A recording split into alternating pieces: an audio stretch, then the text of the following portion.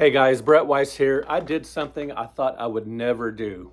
I sold my entire record collection, or at least most of my records. I don't know, I didn't have a huge collection, probably over 100, and I just sold the majority of them. I will show you a few that I kept here later in the video, and I'll talk about the money I got for some of them. Some of them were worth a little bit of money, because I got most of my records were from the 70s, 80s, and 90s, and some of those have gained some value.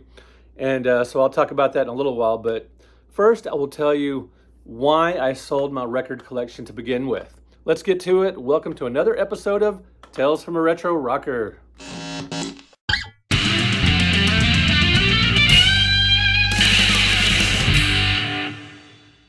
You guys know I love physical media, books, records, VHS tapes, DVDs, the works, big game collection. So why in the world would I sell most of my records? I did so for a couple of reasons. Number one, we've lived here in this house, more than a decade and a half, and I never really bothered to get around to putting a really good stereo system in here with a record player. We have kind of a cheap record player downstairs, or we did till I sold it along with my record collection.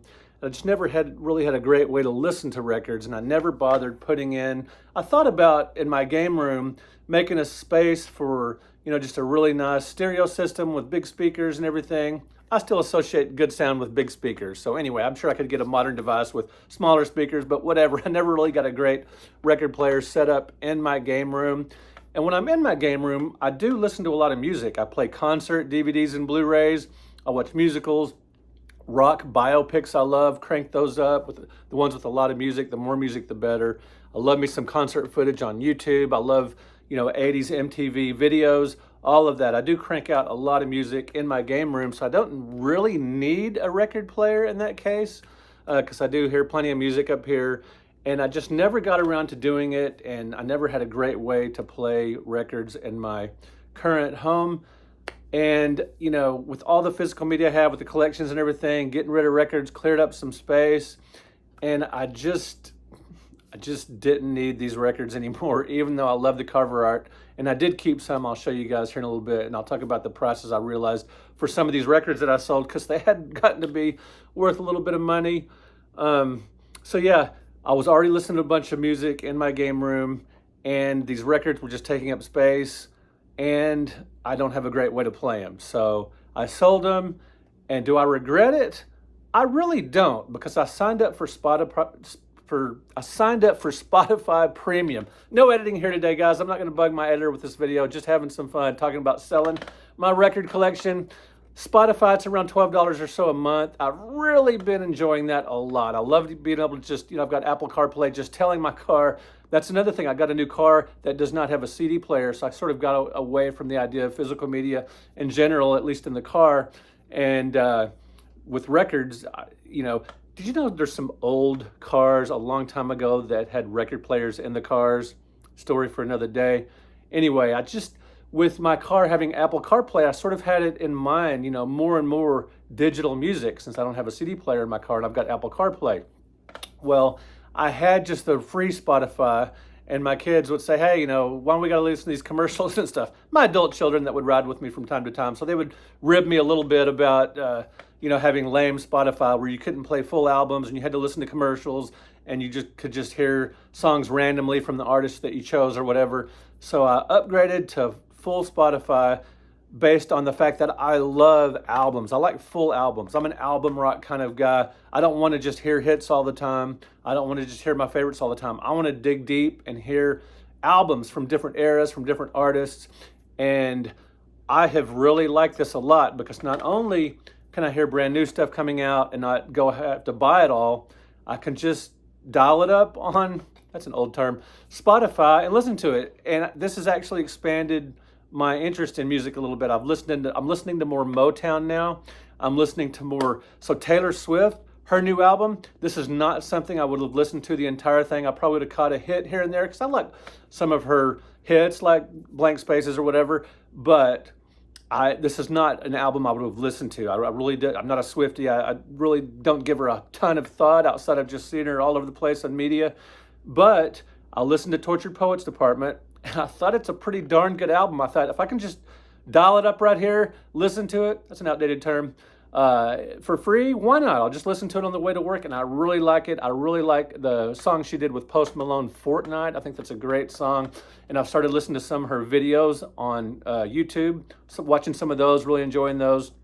So it's expanding my horizons a little bit with music. I like a bunch of different types of genres of music, mostly hard rock and heavy metal, and some pop, and a little bit of country here and there, and folk and everything. But anyway, I love music, and I'm really enjoying the freedom and the versatility of being able to listen to Spotify.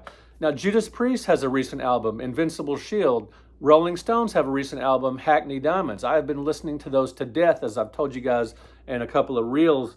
And I don't necessarily know if I would have bought those as CDs or records or whatever. If I if I wasn't doing the Spotify thing, I don't know if I would have listened to those entire albums. I probably just would have thought, hey, I like their older stuff better, or they're too old or whatever. But since they're boom, I can just listen to them immediately on Spotify. I can sample them. I'll listen to the Invisible Shield. I'll listen to Hackney Diamonds. Yeah, I could do that on YouTube, but I probably wouldn't have. I'm in my car. I'm listening to Spotify all the way through on these albums. They are both fantastic. Both bands sound great. Rob Halford's voice still sounds great.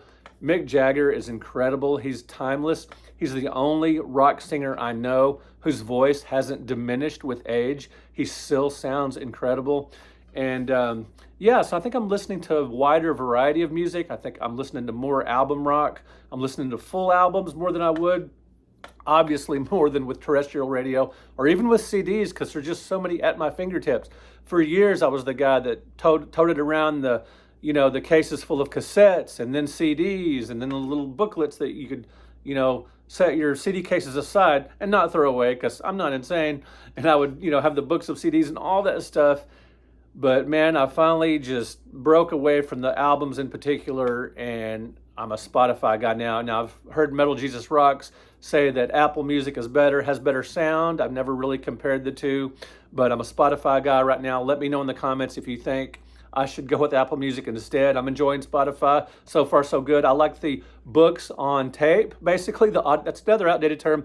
Audiobooks I'm listening to on Spotify. I've listened to Sammy Hagar's autobiography, Geddy Lee's autobiography. Right now, I'm listening to Cherie Currie, from the singer for the Runaways, her autobiography. Really interesting stuff. I've re-listened to several books, and like Lord of the Rings, some of those books, and Douglas Adams stuff. Really enjoying my Spotify account. Now, I'll show you in just a second a few of the albums I kept just because I love the album art or nostalgic or whatever. But briefly, a couple of albums in particular that I sold. I sold some of my Iron Maiden albums from back in the day, like Peace of Mind and a couple others. 50, 60 bucks a piece. Motley Crue's getting 50 or 60 bucks a piece for some of the records. Theater Pain, Shout at the Devil, and that kind of stuff.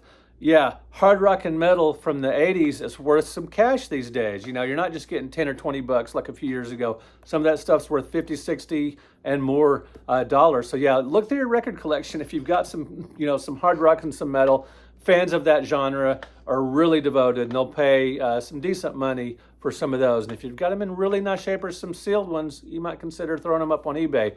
I'm getting retail prices for the albums that I sold because I have a booth in an antique mall. Records are kind of a hassle to sell through eBay, so I kind of hesitate doing that, packaging and describing them, all that. Blew past that. I feel really fortunate to have this booth in an antique mall, because anytime I have some extra stuff I want to sell, and I'm always going to garage sales and buying and reselling, I have a ton of fun doing that. And records as well. I've actually found some pretty good records at garage sales, thanks in part to my son, who has tipped me off on a couple of garage sales he's been to fairly close to my house. They said, hey, they've got a bunch of records. Why don't you go check them out, or a bunch of CDs. Anywho, let me show you some of the records that I've kept and why. So heavy metal, the soundtrack. Not only do I love this movie, I paid a heavy price for this record. What do I mean by that? So back in the day, I met Metallica, and I posted this on social media before, and I talked about this in my Ozzy video where I talked about meeting Ozzy Osbourne. And I got Master of Puppets signed by all 4 Metallica members, including Cliff Burton. And like a dummy, back in, years ago, probably a couple of years after I had that album signed, when it really wasn't worth a bunch yet, I traded it to a friend of mine for Heavy Metal, the soundtrack, because I loved heavy metal, still do. One of my favorite albums of all time. And my friend was a hardcore Metallica fan. I kind of felt like I was doing him a favor because I knew what I was trading was even back then, it was worth more than just a record you could go buy for 10 or 20 bucks or whatever. But I was kind of doing him a favor. And now if I had that Metallica album that included Cliff Burton, you know, the bassist that passed away, not that long, just a few months after I had met him, it would be worth quite a bit. But anyway, love heavy metal, and hopefully my friend Jeff got a lot of enjoyment out of having Master Puppets signed. I kept my Star Trek LP just because I love the cover art, and you know, I have no way to listen to it anymore, but hey, it's neat looking. It'll be a good wall decoration. Ozzy, as you guys know, my favorite of all time, my favorite musical performer, any genre, any era. Ozzy. Had to keep all my Ozzy albums, including Diary of a Madman, which just has the sickest cover, front and back. You gotta love that. It's so evil. How can you not love it? And The Ultimate Sin, speaking of, Boris Vallejo cover art, really cool. Love that. Too bad it doesn't fold out, because that'd be a good picture. Love to have that original art. Kiss Alive 2, incredible, super meaningful album for me. Now, I discovered Kiss in 1975 with Kiss Alive, but Alive 2, I think I like even a little bit better than Alive. They're both incredible, super nostalgic, and I would look at this for hours when I was a kid, just imagining what it must be like to actually go to a Kiss concert. Because I first saw Kiss in '84 after their makeup was taken off, you know, after they took it off on MTV. I did watch that press conference. That was pretty cool. But I didn't get to see them back in the day. I never even asked my parents to take me to a Kiss concert because they weren't the take you to a concert kind of parents. I mean, they were great parents, but that's just not how they rolled. I love this. The coolest picture ever of Gene Simmons. This is a phenomenal album. I love all the live tracks on it, plus side 4, with All American Man, Rockin' in the USA, and one of Ace Frehley's greatest songs, Rocket Ride, and on and on. An incredible album. Speaking of Ace Frehley, my favorite member of Kiss, love his solo album. I bought it right when it came out. I bought his and Gene Simmons right away. I didn't listen to Paul or Peter's till later, but I knew I had to have Ace and Gene's. Still love both to this day. As you Kiss fans know, most of you agree that Ace's solo album is the best of the 4.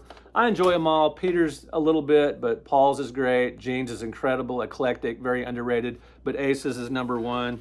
And Kiss Alive. How could I not keep my Kiss Alive album where I discovered the band? And they had these notes in here that make you feel like you were, like they knew you personally, and these were personally to you. How incredibly cool. And I just imagined how cool it would have been to be at that concert, just filled with screaming Kiss fans, and how amazing that these fans had their picture made and was taken on this album. So incredibly cool. And Kiss Love Gun. Gotta love the Ken Kelly artwork. This is probably my favorite Kiss album cover. It's just so incredibly cool. Probably tied with this and Destroyer. Love me some Ken Kelly. All right, guys, let me know in the comments if I made the right decision selling my records. If I made the right decision with signing up with Spotify. Was that a good move, bad move? Should I go to Apple Music or Amazon or some other service instead? We do have Amazon Prime. Should I do that with music instead? Do I need to upgrade it? Or I don't even listen to music on Amazon. I'm using Spotify. Let me know in the comments what I should do. And have you sold your physical media, your records, your video games, anything like that? Let me know your experiences in the comments. All right, guys, thanks for watching. Thank you for liking this video. Thank you for subscribing to the channel. And rock on and rock out. We'll talk to you in another video.